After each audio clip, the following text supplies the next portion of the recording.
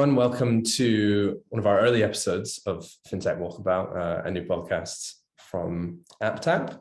We're very excited today to have Nicola Anderson joining us from FinTech Scotland, where we're going to talk about the early days of open banking and what FinTech Scotland are up to, and how things might progress from her perspective. So Nicola, it would be great to get just a very quick introduction from you, if that's possible.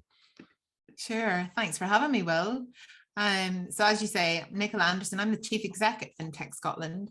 FinTech Scotland is a cluster management organisation, and we're here to help realise the economic opportunities that FinTech presents as we think about that for Scotland, of course, but also thinking about that more broadly across the UK.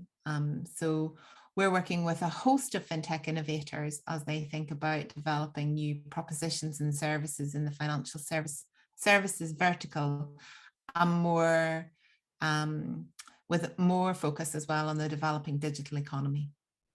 Brilliant, thank you. Well, we'll dive into a little bit more on FinTech Scotland, what you're up to now in a little bit, but just kind of rewinding time before your time at FinTech Scotland, you were at the FCA. Could you give us a little bit more info on kind of what you did there? Sure. So, and actually, it was while I was at the FCA that I started at FinTech Scotland. So yeah, you're absolutely right. I joined the regulator in 2008 at the height of the financial crisis, actually, or just at the beginning of the financial crisis. And at the time, the FSA was recruiting for conduct regulators as we think about the importance of conduct regulation in financial services. And it's just been a really great opportunity more broadly to learn about the financial services industry across my time at the FCA. And just before I left, I was working in retail banking supervision. And it was a time when open banking was starting to really, organizations across that kind of vertical were thinking about how they utilized open banking and how they implemented the changes that open banking afforded. And so as a regulator focused on open and retail banking, I started on to comment into FinTech Scotland. Really interesting. So that is obviously a tumultuous time to be joining a financial regulator. What was that transition like as you joined and then went into the kind of retail banking supervision role, especially as open banking started to come through? And what did that look like in terms of your focal points or your touch points with these financial institutions, the CMA and so on? So you're really taking me back actually across my career. That's interesting. So I joined the regulator from the hospitality industry. So I was completely new to financial services as I stepped in to that role. And actually that was something that they were interested in. They were looking for people who could bring in that kind of fresh perspective. And I remember starting at the regulator thinking about how important that role was and how much we need to really help people understand more about what goes on behind the scenes in financial services. And that stayed with me, I think, right across my career at the FCA, because that organization is really focused on delivering good outcomes for consumers and for citizens as we, particularly through the financial services experiences. And open banking, as it progresses, I think allows us an opportunity to bring more transparency into financial services and into banking in particular. And with the propositions that are being developed through the open banking framework, if you like, and through that capability, we're definitely starting to see products that will engage people more and have that potential to engage people more in their financial lives. And I think that's only a good thing. Actually really interesting. I think that's something that at AppTap we're trying to drive, as you know, just how do people more naturally engage with their financial situation and how do they improve it day to day. But on a more kind of technical level, we've seen a massive transition from, let's say, more traditional methods of data collection or insights like screen scraping or kind of user-led data sharing or manual input from customers or even the financial institutions themselves into what is open banking at the moment. What were your kind of core considerations when you were working through the FCA and now into FinTech Scotland for implementing that kind of change? Yeah, there's quite a lot in there actually. It's really, really interesting points. Because in essence, what you're talking about, I think, Will, is the consistency that open banking has allowed, that kind of that kind of framework and the infrastructure that allows people to consistently access and have confidence, I suppose, as they access that data. And I think that's equally as important for a consumer to know that the third party that they've given their consent to is able to avail of those standards. That's a really important foundation, I think, that we can't move away from. And that's certainly something that open banking and the legislation behind open banking has really tried to cement, to really put in place those foundations that are vitally important, because that builds confidence. Because if you're confident as a service provider that you're able to avail and provide those services, the consumer's confident that they're able to get those services, and that just then continues to build confidence in the way things work. And I think that's really, really important. And I think open banking and the legislation behind that certainly does what, it's working really hard to put that framework in place. But whether a consumer understands the term open banking, I'm not sure. And I think there's lots of conversations around at the moment as to what is understood about open banking. But I think we need to take that back to consider, what do we really need to understand about open banking? Who needs to understand it? And in truth, from a citizen or a consumer's perspective, I think what they need to understand is how it can be utilized, or what's the product and what's the benefit for them. So yeah, you've actually preempted on one of my next questions, which was around just the vocabulary and how much of that really, it's maybe a bit too strong, but like how much of that matters? Does it matter that I as a consumer on the street understands what open banking means from a regulatory perspective? Or to your point, is it more around the value that brings to them at the end of the day? So my personal view, I think it's more about the value. So if you think about so sometimes it's likened to the electricity network, isn't it? And so as a consumer of electricity, you just want to know that it's there. You just want to be able to plug in, of course, that there's certain equipment that you need in various different parts of the world to be able to avail of that type of utility. But you don't need to know the technical nature that sits behind the piping of that. And I think that's where we need to kind of get to. We'll build confidence in consumers' utilization of these products because of the value that they deliver. But equally, the kind of infrastructure is important to the likes of you, because then that drives efficiencies in as you develop your product and proposition for the consumer. Yeah, I think that's a really interesting point. I think efficiency is something that we will have many discussions with major financial institutions over the course of the next 5 to 10 years and more. And that's something that we'll probably touch on later on in this session, but be interested to get your thoughts on, how's it going? How is it actually going today? Because I think it's kind of a mixed bag when you ask this question across regulators, across financial institutions, TPPs. You go to various conferences in the industry and you'll hear, well, only 30% of customers know what the term open banking means, but then you're seeing 50+% of customers actually engage with open banking based tools. It's a bit of a dichotomy. So keen to get your thoughts. So yeah, I come back to the point about what is it important for consumers to know? Do people need to know about open banking? maybe they don't need to know that term particularly, but they need to know that there is credibility behind the propositions that are utilizing that kind of infrastructure. And so it comes back to the same standards that we're thinking about how the regulator plays a role, how the standards across the industry really are important, and how we get value for customers. So your question is, how's it going? So yeah, I think it's a mixed bag.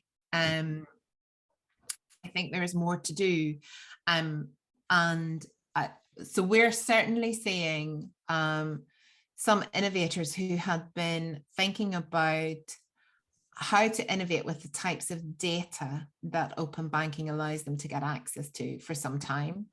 And those organizations are making good progress. I think there is still quite a way to go to for us to really realize the benefits of open banking into open finance. And there's quite a bit of discussion on that at the moment. But I think we have to be confident about open banking first before we move into that territory and take those lessons with us.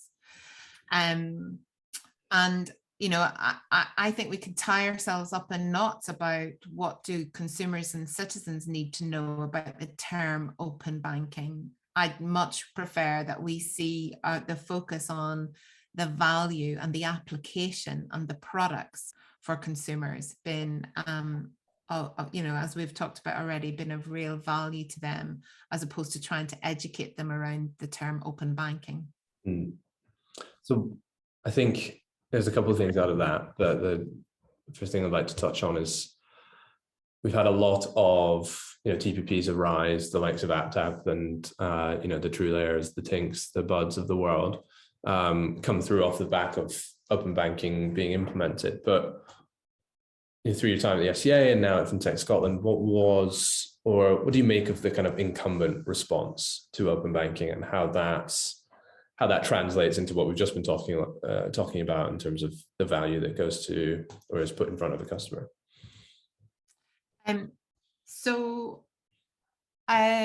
I think at the moment what we're seeing when you talk about incumbents, you mean the retail banks, yeah, the large retail banks. And I think at the moment what we're seeing is those retail bank organizations starting to think about how they could really utilize open banking. So at the beginning there was quite a lot of focus in creating the environment and getting the infrastructure in place to allow it to work. And that takes time, particularly as we were really clear in the UK that we want to develop consistent standards across a range of different large organizations. And so there will definitely be lessons from that could be then taken as we move into open finance, which was the point that I was making earlier. But we're probably at a point now where that has progressed. There's definitely been bumps along the road and hurdles that have needed to be overcome. And we're definitely at a stage now where organizations can start to think about, well, what is the value for the consumer, and really thinking about how we utilize this infrastructure that we've just developed.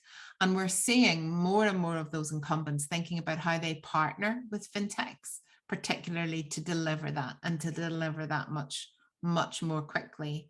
And again, we're now entering into another period of newness, if you like, where there will be other lessons that we need to lean into and to advance solutions for. But I think we're really, you know, we're moving down that road, Will, so that we're actually asking these questions now about value for customers, as opposed to asking the questions about infrastructure and behind the scenes capability. So there's a lot of that early days, right? And this has been a massively expensive exercise for the large incumbent banks, especially. So, you know, putting it bluntly, looking back, what would you do differently? How would there be a progression that kind of aligns the infrastructure with the value to a customer, or was that even possible? So this was don't forget that this was something that was being pioneered, and one thing to have a little look at that was published last week is the FCA's final report on retail banking business models. And some of the work, some of the headlines that were coming out from the regulator last week is that we're starting to see advances in competition in retail banking. So whilst this open banking was initiated through some work that the CMA did, and it's all connected to how do we drive competition in retail banking. And for sure, that was not an easy journey, but what we can now start to see is that we're developing competition within those markets. And the report last week certainly indicates that we're seeing success now. And I think that's something that we should all really consider and take a moment to think about the successes around that. No, that's great. And throughout our series, we'll talk to a lot of kind of regulators or TPPs, FinTechs, banks, and so on. I think competition is, well, it's rife, right? I mean, it's never been more competitive, I don't feel, in my limited time, let's say, in the financial services space than it is now. But open banking for us at AppTap is massively exciting, and where that goes in terms of open utilities or telecoms, open finance as a more general term, is really exciting for us. But it'd be good to kind of hear about what gets you most excited about open banking, its evolution. You've talked about transparency, you've talked about engaging people in their financial lives. What does that mean to both you, Nicola, and FinTech Scotland? So I'm going to absolutely really personal perspective, Will, to start with. So what gets me personally excited is just to listen to you. You're new into financial services, and you've just talked about how excited you are about open banking. I think what this does is this creates an environment to allow new thinking into the retail banking sector, and that can only be applauded. I think this is a sector that needs, the financial services as it stands has a real opportunity at its feet to invite different thinking and different perspectives into the historical experience that we've all had. And through that change and that diversity of thought and that diversity of perspective, we will see better outcomes for customers. And that gets me really excited, actually, is that we will see that change through breadth of perspective and diversity of thought. That's really, really important. And through that, we will see different products for customers. We will see what's really exciting is that we're creating a space where FinTech entrepreneurs come from a whole host of different backgrounds with hugely different and varying experiences behind them. And as they bring those in and seeking to solve problems that we know exist, we're starting to see different products come to market that will advance some of these issues that we're seeing consumers having faced for quite some time. And that actually is really exciting. So that's a really personal perspective. And from a FinTech Scotland point of view, actually, the topic of open banking is something that we have been thinking about. How do we lead the conversation then into open finance? Because it's about data, isn't it? It's about confident, consistent, and authentic access to data, authorized and consented access to data.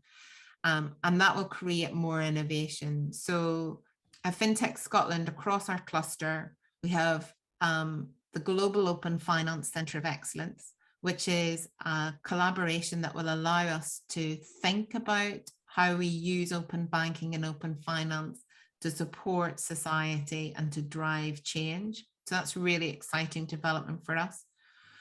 We're just about to publish our research and innovation roadmap later on towards the tail end of February, Will. And again, open finance data is a really important theme in that R&I roadmap. And that also gives us a really clear steer that this is a priority for industry. And so that's going to be something.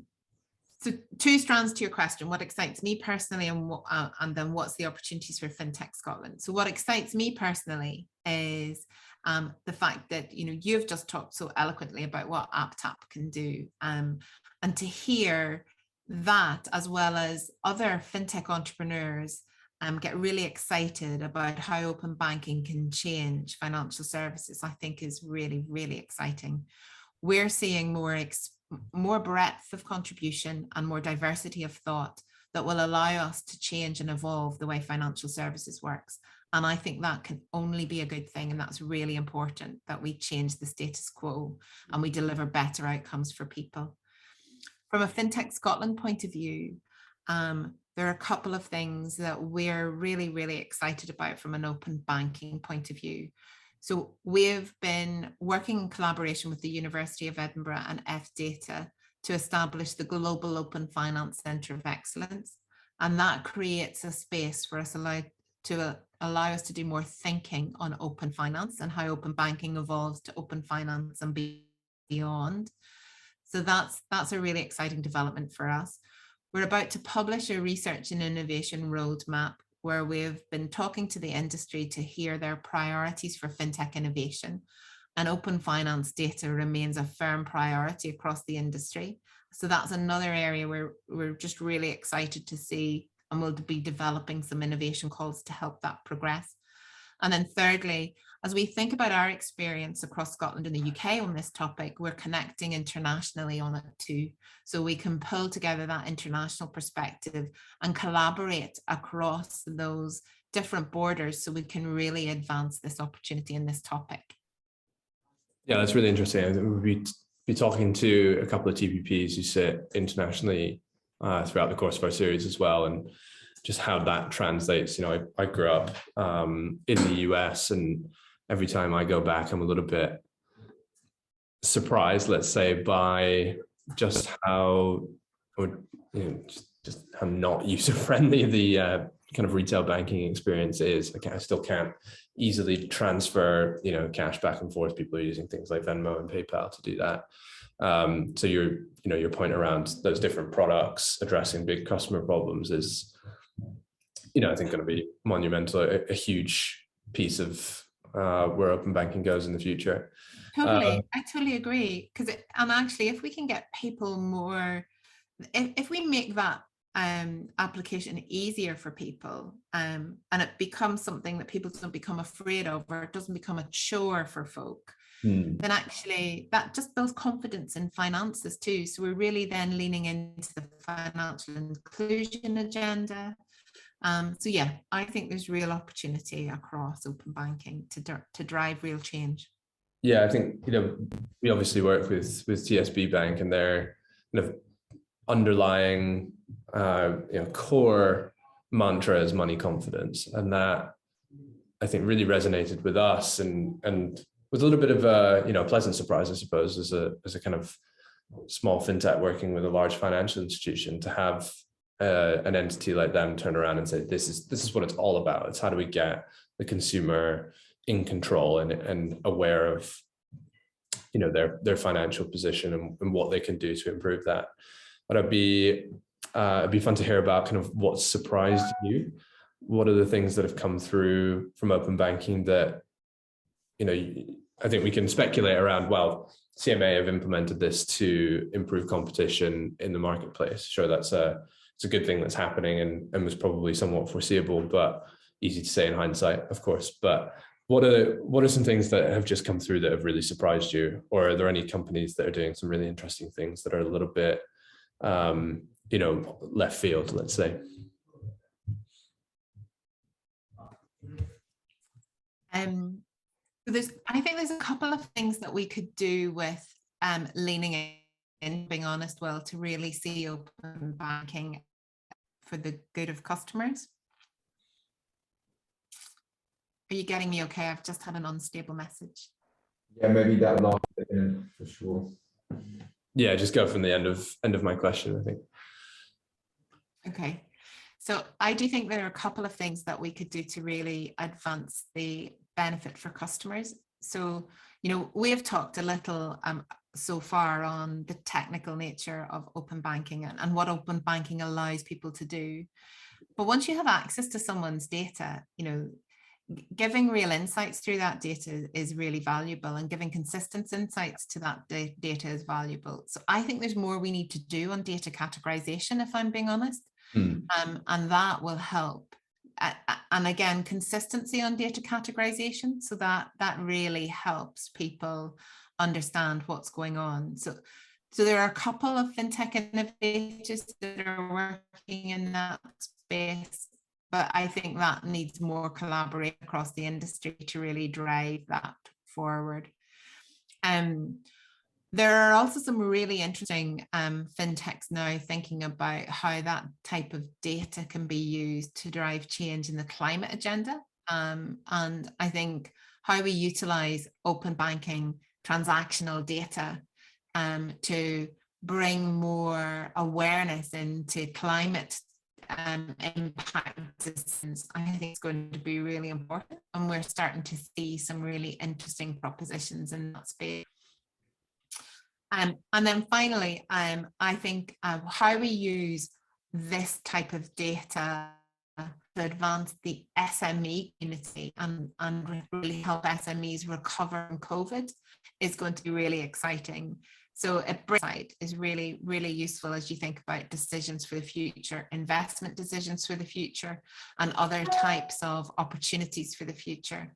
I think open banking, as we move into a digital economy, can really support our small SME businesses think about how they move into that digital space and how they really work in that kind of marketplace economy as it develops. I think that's really interesting. There's a lot to be said around the, what kind of collaboration is going to be required to get there, and how much can be automated, and then it's a question of kind of, are we still making our own financial decisions, or is it an algorithm that can do that for us? I think we're into a whole other realm of what technology can do for humanity, but maybe time for another conversation. And I think these are the conversations that we need to have, though, isn't it? Because it comes back to that point about diversity and different perspectives. And one thing I know that we hear and we're doing in FinTech across the FinTech Scotland cluster is that there's a fair amount of focus on ethics and data ethics, particularly as we think about the richness that your transactional data gives, that type of rich insight, and how much that exposes someone, really. And so we do have to be ethical as we think about all of that. My experience actually so far is that most of the FinTechs that we work with are really purposeful in their application of open banking data and are being really thoughtful about the outcomes for consumers and better outcomes for consumers. And that all ties to the conduct regulation agenda and links us back a little bit to culture and ethics. Data ethics is a huge thing. I think you've spoken about the enrichment of that data, those data as well. The word commercialization, or the commercialization of this data, can be quite a contentious topic, I feel. So what's, a company like AppTap will turn around and say, because we have the insights that are brought forward by your transactional data or things like your energy usage, your broadband speeds, we can help you then find a better deal for you, whether that's about saving money, whether that's about being more environmentally friendly, or whatever that may be.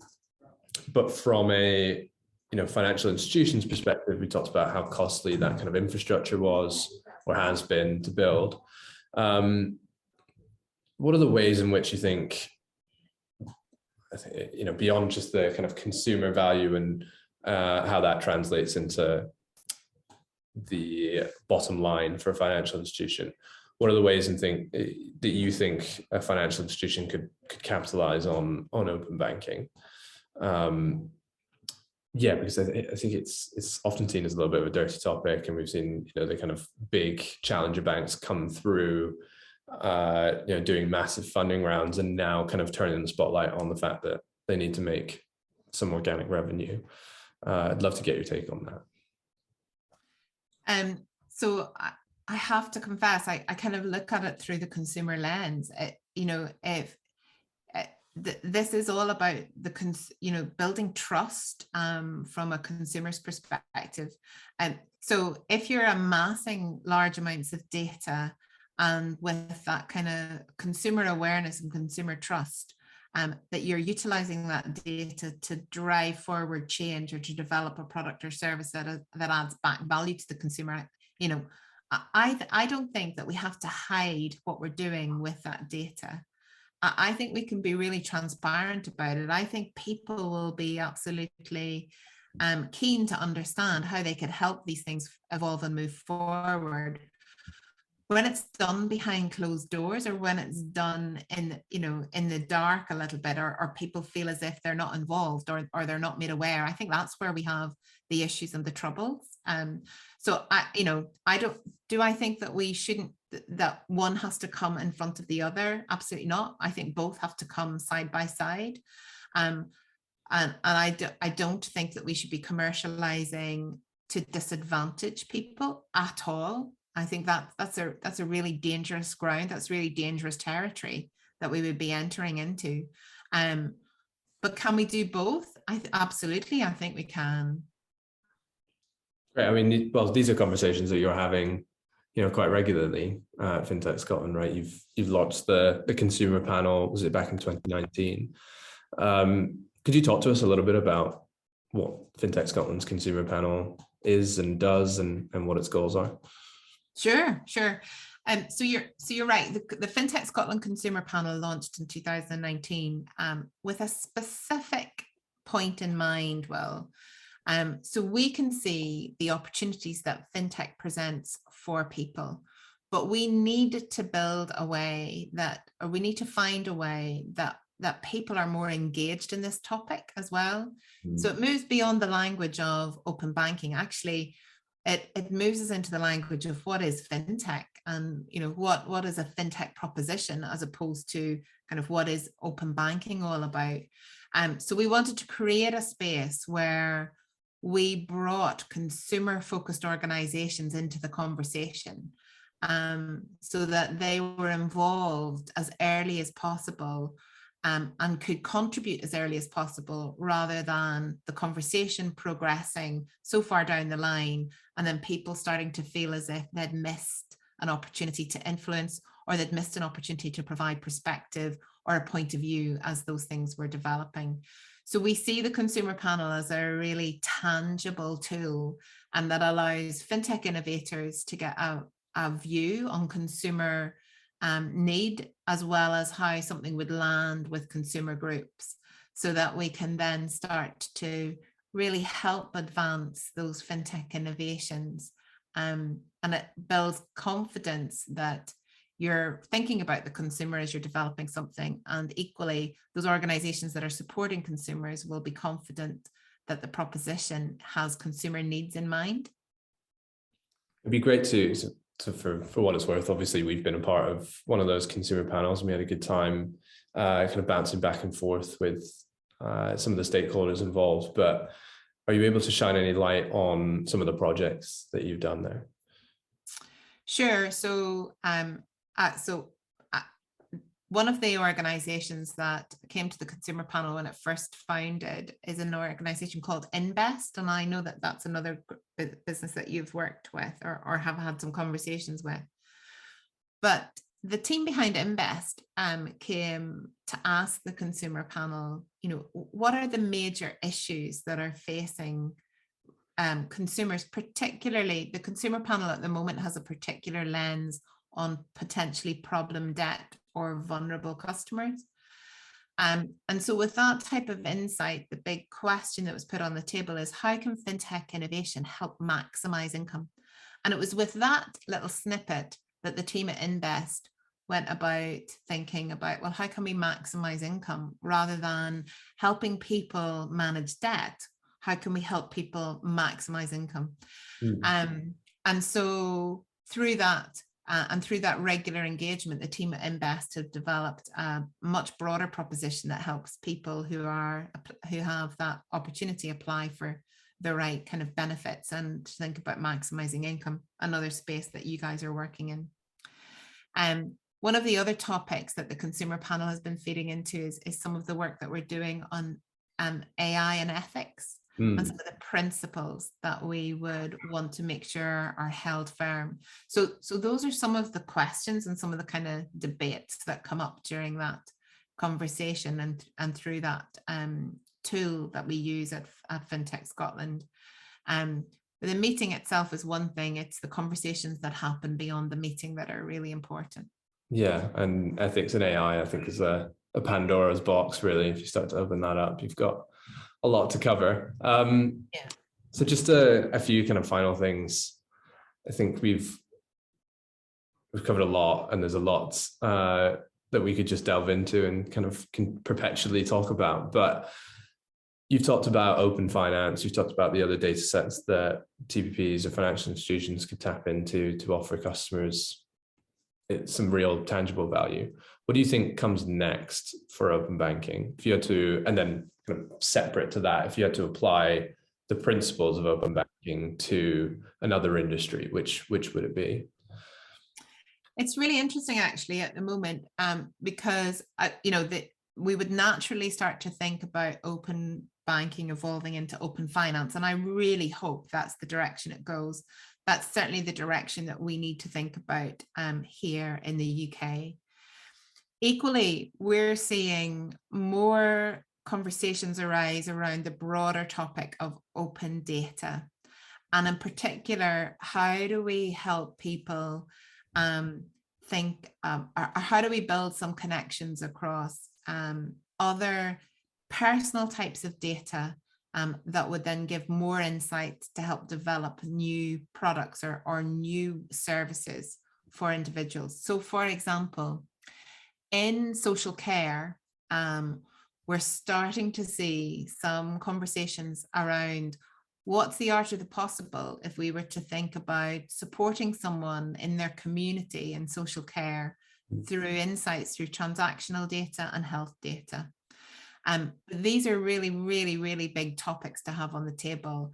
But what I think it demonstrates is that there's a desire at the moment to think about the problems that we see across society, and then to think about the solutions a little bit more differently, a little bit more creatively, to develop those products for the future. So I think we'll start to see more research around the combination of different types of data that allow us then to develop services to advance some of these societal problems that will help us in the future. And long-term care is one of those. And that's really interesting. I think that's kind of at the crux of what we're trying to do at AppTap, not necessarily easy, but is combine kind of these very different data sets and, find the parallels, find the intersections between them, and try and help people do things from there. But I will stop plugging AppTap and ask you kind of my final question as to what comes next for FinTech Scotland. You've obviously got a lot. You talked about your report, you talked about the GOSCE, you've talked about the conversations you've been having with both the stakeholders within your consumer panel. So what's the big focus for the year? So we have three main things that we're focusing on: the community of FinTech entrepreneurs, building more impactful collaboration, and developing our inclusive cluster. So for our community of FinTech entrepreneurs, we're working on skills for the future, and how do we support propositions through that, the development of future skills. And I know that's a really important topic right across the FinTech community in Scotland and indeed more broadly across the UK. We're looking at investment and funding, and we're looking at commercialization and route to market for those organizations. So that's our focus. We've got a number of different events with different investors, as well as events with a number of large organizations that we'll be doing this year.